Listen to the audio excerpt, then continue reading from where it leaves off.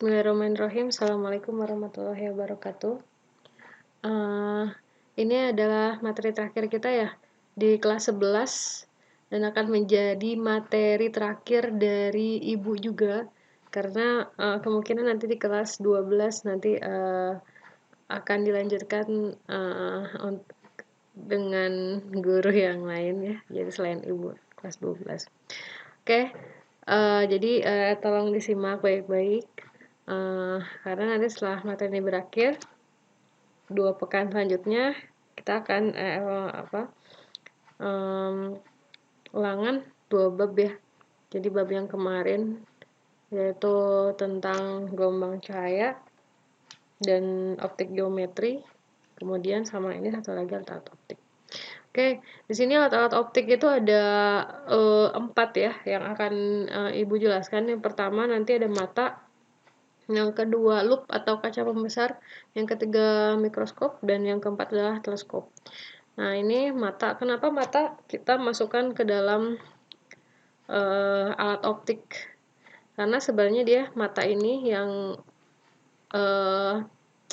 alat atau bagian-bagian mata yang berperan dalam penangkapan bayangan kita itu adalah ada lensanya. Jadi di semua bagian mata yang terpenting di sininya adalah lensanya. Oke, di sini kemampuan mata untuk melihat gitu kan. Kita bisa melihat bayangan dengan jelas atau tidak jelas gitu kan. Kalau misalnya dalam kondisi yang sangat normal untuk mata yang normal. Nah, itu ada yang dimaksud dengan daya akomodasi. Nah, daya akomodasi ini adalah kemampuan mengatur kelengkungan lensa. Berarti di sini artinya untuk mengatur kelengkungan lensa ini dia dikendalikan oleh otot. Jadi kalau misalnya ada sebuah mata, Ibu tidak ini ya tunjukkan gambarnya. Jadi ada otot yang berperan dalam mengatur gerak-gerik dari lensa mata. Berarti lensa mata itu bisa dikendalikan, ada kalanya dia menebal, ada kalanya dia memipih. Nah, di sini daya akomodasi ini ada mata ketika dia tidak berakomodasi. Nah, tidak berakomodasi ini artinya otot-otot yang di sekitar lensa mata itu dalam kondisi yang rileks. Nah, kondisi ini ketika kita melihat benda-benda yang jauh. Benda-benda yang jauh. Nah, akibatnya nanti di sini apa? Nanti lensanya akan memipih. Gitu. Kemudian, kalau misalnya mata dengan akomodasi maksimum. Nah, kalau akomodasi maksimum itu ototnya akan menegang. Biasanya kondisi ini apabila kita melihat benda-benda yang dekat. Nah, jadi di sini lensanya akan menebal. Oke.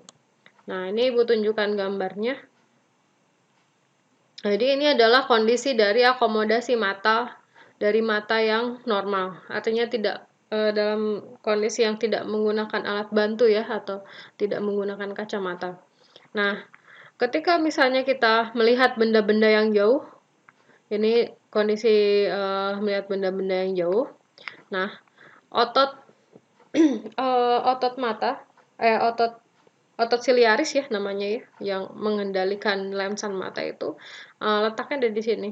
Jadi otot siliaris itu dalam kondisi kita melihat benda-benda yang jauh, maka lensa ini dalam kondisi rileks atau dalam kondisi mata tidak berakomodasi. Jadi di sini kalau misalnya mata tidak berakomodasi, ini dalam kondisi rileks dan lensa ini akan cenderung memipih. Akibatnya bayangan yang terbentuk itu pas di retina mata kita. Jadi kita bisa melihat bayangan dengan jelas apabila titik dari bayangannya itu jatuh di retina. Nah, di sini fokus lensa dalam kondisi mata tidak berakomodasi atau misalnya ini dalam kondisi rileks, titik fokusnya itu memang ada di retina mata kita, gitu. Nah, kalau untuk melihat benda-benda yang dekat seperti ini, nah, maka seandainya misalnya lensa mata kita dalam kondisi tidak berakomodasi, berarti fokus dari lensa akan tetap di retina, namun bayangannya itu tidak jatuh di sini. Tapi bayangannya akan lebih panjang dari fokus. Karena pada prinsipnya kalau misalnya kita melihat sebuah benda yang dekat, kalau benda yang dekat depan lensa artinya berarti kemungkinan kalau misalnya kita ingin melihat bayangan dengan hasil yang nyata, kalau dia bendanya itu terletak di dekat lensa berarti kemungkinannya ada di ruang 2 kan seperti itu. Maka bayangannya yang terbentuk itu akan di ruang 3. Nah, ruang 3 itu kan berarti kan lebih jauh dari melebihi fokusnya. Jadi tidak tepat di fokusnya. Nah, jadi kalau misalnya fokusnya dari lensa itu masih di sini, nah sedangkan kalau misalnya benda yang dekat dia akan jatuh bayangannya kodratnya dia pasti lebih dari fokus, maka dia tidak akan jatuh di retina. Berarti kemungkinannya adalah bagaimana sih fokusnya itu dipendekkan. Dengan artian kalau misalnya fokusnya dipendekkan, maka bayangan yang dia lumrahnya adalah lebih jauh dari fokus, dia akan jatuh di retina supaya kita melihat benda dengan jelas. Nah, pemendekan fokus dari lensa ini adalah kemampuan dari kemampuan dari lensa yang menebal ini.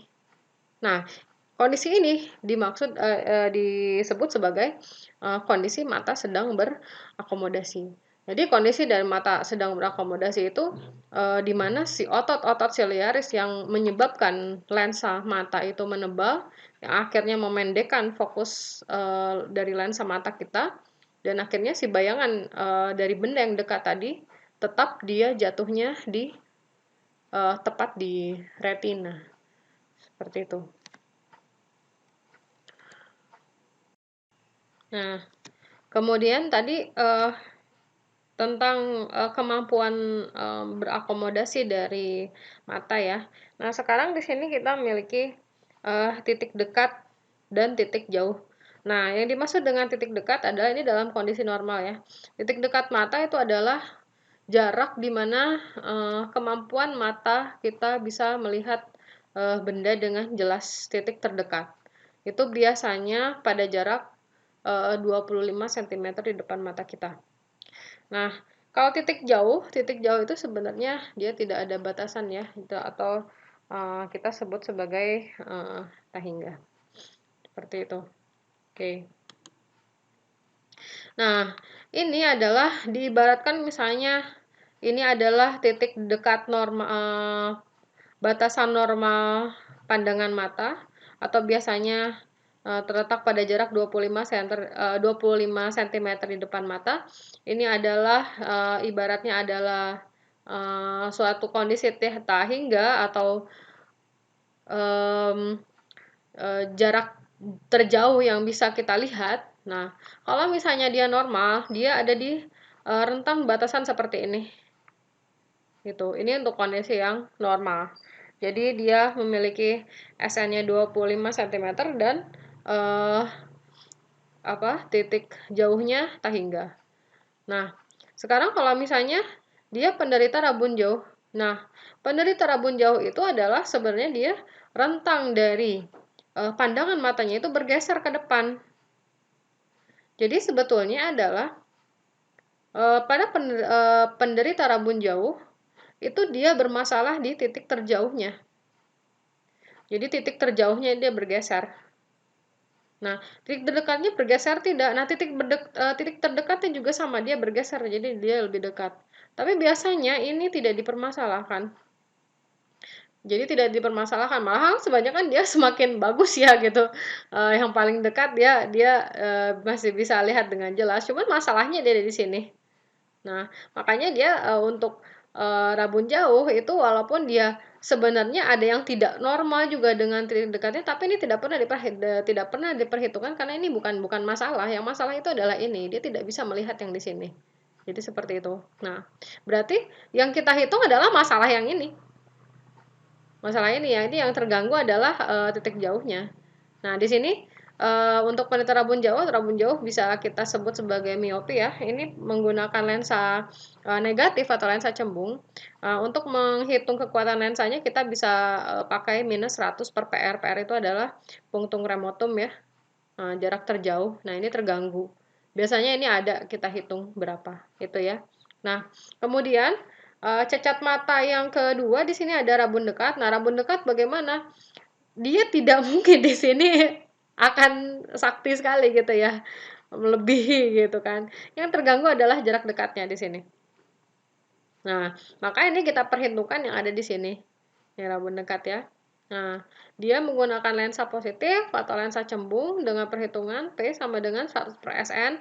Nah, SN di sini adalah relatif ya. Biasanya kita menyebut baca apa 25 cm atau bisa juga 30 cm. Biasanya nilai ini diketahui ya. Dikurangi 100 per PP. PP itu adalah punktum proksimum atau adalah jarak terdekat mata, karena ini yang terganggu gitu ya. Jarak terdekat mata ini akan terganggu, dia akan lebih jauh daripada SN-nya, bisa lebih jauh dari 30 cm atau lebih jauh dari 25 cm itu ya. Nah, kemudian cacat mata yang ketiga adalah dua-duanya terganggu. Jadi dia titik dekatnya bergeser dan titik jauhnya juga bergeser gitu kan. Ini nanti perhitungannya ada ya, dia soalnya ganda. Nah, di sini makanya dia kacamatanya ini Ibu gambarnya susah nggak bisa gambar gitu kan. Biasanya ini mata presbiopi itu dia menggunakan dua lensa gitu kan. Biasanya di sini ada sesuatu yang beda di sini lengkung. Yang lengkung. Nah, yang lengkung ini ada apa? Ini untuk apa namanya? Untuk kelainan atau gangguan yang rabun dekatnya. Jadi biasanya di sini adalah lensa cembung. Nah, sedangkan yang di atas di sini adalah lensa cekung. Kenapa kalau misalnya yang bawah? Kenapa yang bawah itu cembung? Kenapa yang nggak cembung yang atas aja? Sebenarnya yang di bawah ini karena biasanya penglihatan normal yang dekat itu kita pakai ketika kita membaca. Nah, kalau kita membaca berarti kan arah mata kita itu kan tidak mungkin ke depan gitu ya. Pasti arahnya agak ke bawah gitu kan. Jadi seperti itu. Jadi biasanya ini dipergunakan untuk membaca dan ini dipergunakan untuk melihat benda-benda yang jauh. Jadi di sini biasanya dipakai lensa cembung, yang di sini dipakai adalah lensa cekung. Seperti itu. Oke, nanti kita lanjut ke contoh soal.